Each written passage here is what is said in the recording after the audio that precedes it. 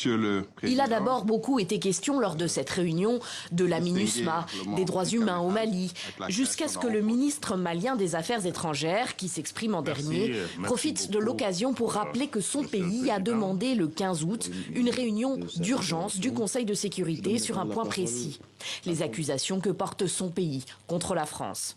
Une réunion qui n'a pas eu lieu 2 mois plus tard. Le gouvernement renouvelle sa demande d'avoir une réunion spécifique du Conseil de sécurité qui lui donnera l'occasion de présenter des preuves concrètes des actes de duplicité, d'espionnage et de déstabilisation de la France à l'encontre du Mali, y compris le partage de renseignements et le largage de matériel au profit d'organisations criminelles. Le Mali le répète, il aurait des preuves de ces dires. Il ne les a pas présentées ce mardi à New York. L'ambassadeur français auprès des Nations Unies reprend la parole.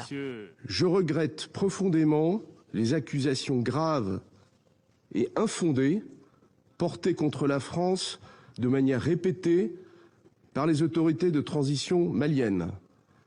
La France n'a jamais violé l'espace aérien malien. Je conteste formellement toute violation du cadre juridique bilatéral. Flottement dans la salle. Avant de clore la réunion, Abdoulaye Diop tend une perche à Paris. Je souhaite, maintenant que la France a commencé à répondre, qu'elle donne son accord pour que nous puissions avoir cette session où, dans les plus brefs délais, l'État malien amènera à la face du Conseil de sécurité, à la face du monde, des preuves concrètes et tangibles de ce que nous mettons en avant pour cette réunion. Seul l'un des 15 membres du Conseil de sécurité de l'ONU pourrait en effet convoquer une telle réunion spécifique pour discuter de ce dossier. La France ne l'a pas fait jusqu'alors. La Russie, pourtant proche de Bamako, non plus.